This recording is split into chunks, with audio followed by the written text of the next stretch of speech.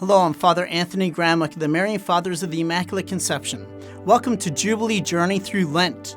During this holy penitential season, join me as I suggest ways to make your own observance of Lent more fruitful and spiritually rewarding, especially during this Jubilee year, the Year of Hope.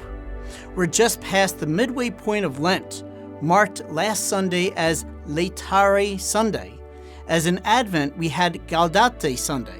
So in Lent, we have a pause to rejoice in the joy that is to come in a few short weeks and celebrate the good spiritual preparation we have been undertaking.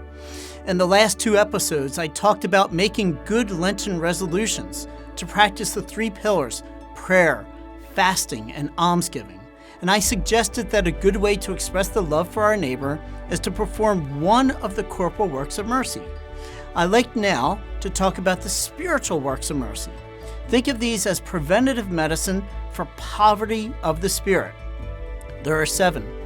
First, admonish sinners. Second, instruct the uninformed. Third, counsel the doubtful. Fourth, comfort the sorrowful. Fifth, be patient with those in error. Sixth, forgive offenses.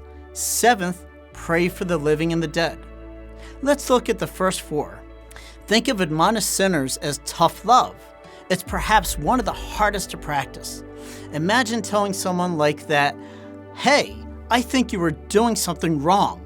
I think what you are doing can lead to your spiritual self-destruction, and perhaps to the spiritual destruction of others too." They'll likely complain that you are practicing intolerance and bigotry.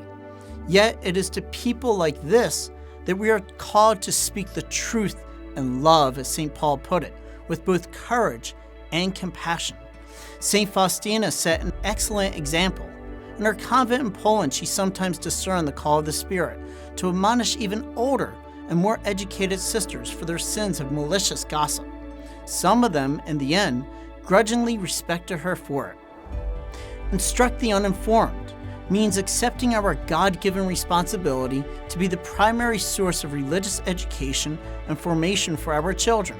It is not the local Catholic school religious education program upon whom this responsibility primarily rests.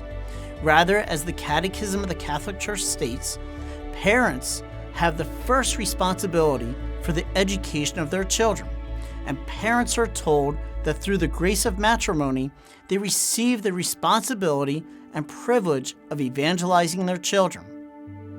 Counsel the doubtful and comfort the sorrowful go hand in hand. What a tremendous gift it is from the divine mercy when you find someone who really listens to you, who really lets you pour out your heart and share your troubles and miseries, and who then really takes your whole situation in prayer to the Lord before presuming to dole out advice to you. You can become that person for others if you learn to really listen to the Holy Spirit in your life. Read the New Testament every day and listen to the Lord speaking to you there. Find a good spiritual director and listen to the Lord speaking to you through his or her wise counsel. Then, having learned to listen, you will be ready and able to listen deeply to others. Again, we find a good example of this in the life of St. Faustina. In her religious community, she was apparently such a good listener, she earned the nickname the Dump from her fellow sisters because they were always dumping their problems on her. It's not hard to discover from her diary where she learned this art of listening. She learned it from listening to the Holy Spirit in prayer, and from the same Spirit speaking to her through the guidance of her spiritual directors, Father Joseph Andrasch and Blessed Michael Sopochko.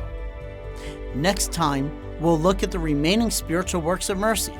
Until then, remember that the holy season of Lent is an opportunity. Let's observe it wisely. God bless you.